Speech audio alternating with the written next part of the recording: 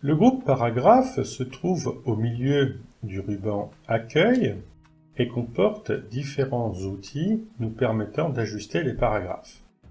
Ici, j'ai sélectionné le premier paragraphe. Par exemple, sur le premier outil, je peux venir cliquer et mettre ce que l'on appelle des puces. Les puces sont des petits symboles qui vont venir se positionner sur chacune des lignes du paragraphe. Par défaut, j'ai la première puce qui a été définie dans cette liste.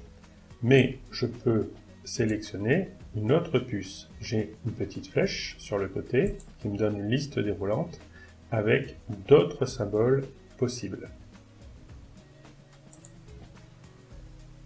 Je peux aussi à tout moment sélectionner une liste qui a déjà des puces, revenir sur la liste déroulante, aller chercher une autre puce ou définir une nouvelle puce.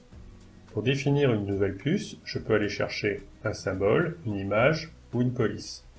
Par exemple ici un symbole, c'est donc les caractères spéciaux. Je vais mettre par exemple le trèfle. OK. OK. C'est donc un trèfle qui est comme puce de ce paragraphe.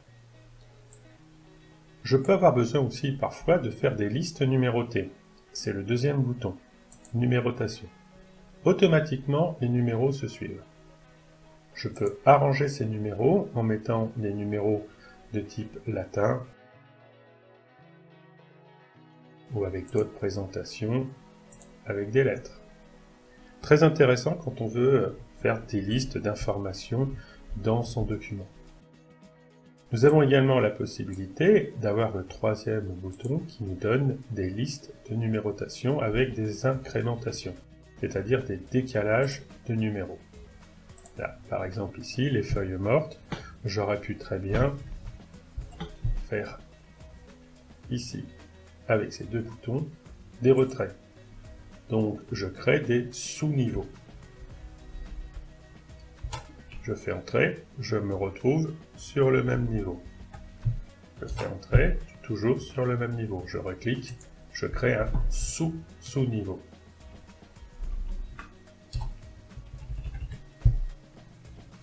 Si je veux remonter, j'utilise l'autre bouton de retrait.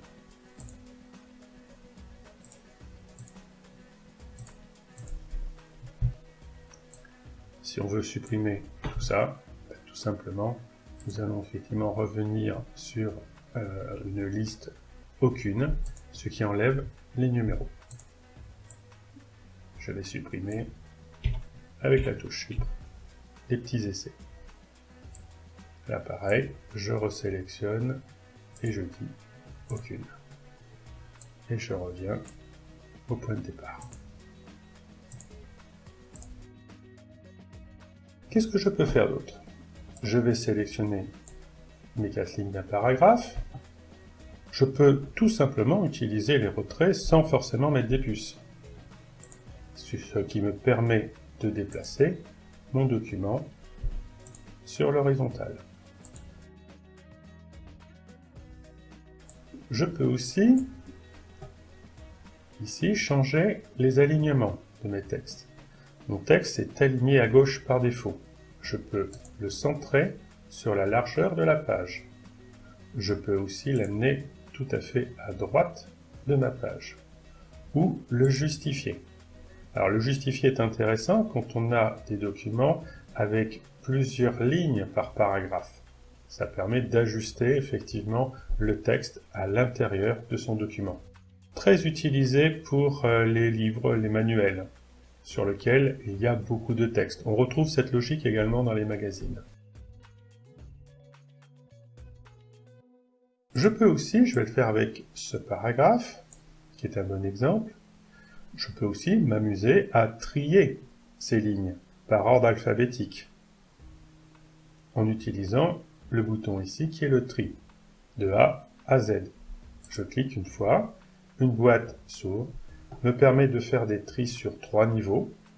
Donc on va faire nous un premier niveau, OK, et on voit effectivement mes lignes sont triées.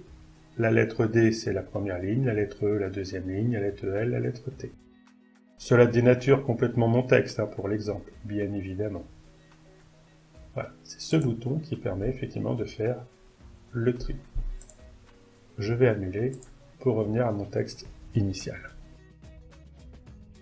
Chose très importante, dans ce groupe paragraphe, nous avons les retraits. Mais nous avons juste à côté les tris et surtout ici les marques de paragraphe. Les marques de paragraphe est un symbole masqué mais qui donne une information très importante. Elle montre où sont les paragraphes et surtout les fins de paragraphes. Là, je vois effectivement les feuilles mortes, clac, j'ai un retour à la ligne, donc j'ai changé de paragraphe. Extrait, chanteur Yves Montand, clac, retour à la ligne, c'est une fin de paragraphe. Là, j'ai une ligne vide, c'est un retour à la ligne, c'est donc un changement de paragraphe. Et ainsi de suite, et ainsi de suite. Il suffit de recliquer sur ce bouton pour faire disparaître les marques.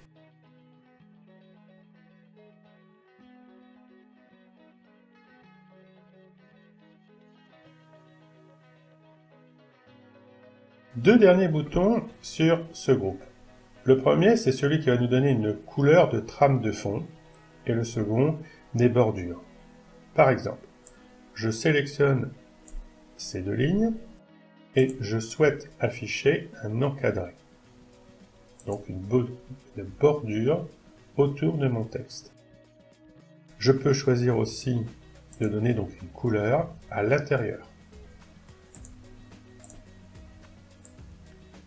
Les choix sont possibles avec différentes couleurs. Nous avons vu déjà cela sur les polices.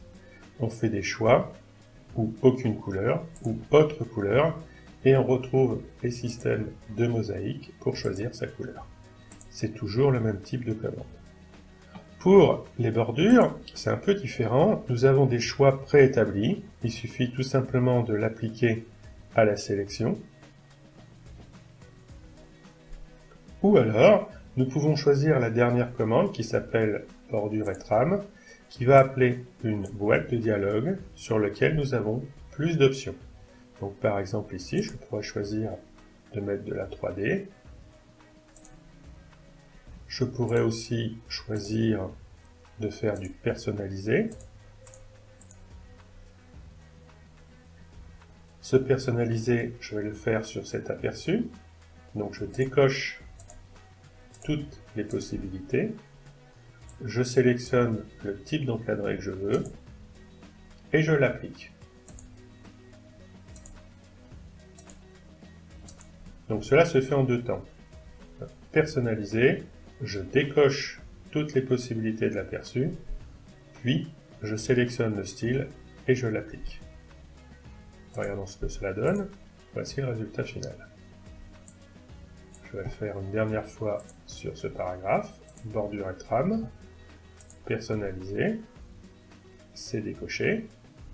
Je sélectionne mon choix. Je vais prendre une petite frise par exemple. Et je sélectionne les endroits où je veux l'appliquer.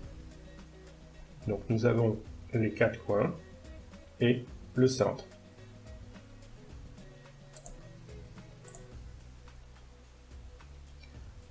Voilà toutes les commandes du groupe paragraphe qui sont apparentes dans le ruban. Nous avons une dernière qu'il me reste à vous montrer, c'est ici ce que l'on appelle l'alignement.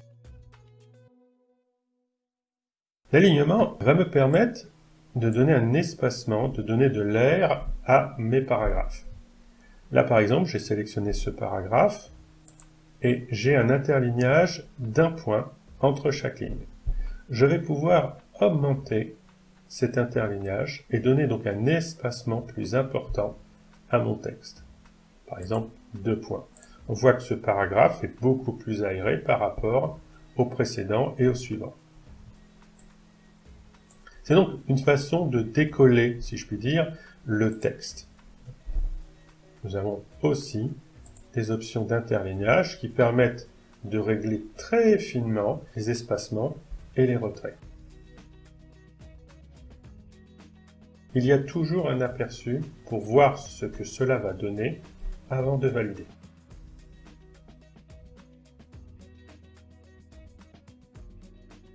Voilà les choses importantes du groupe paragraphe.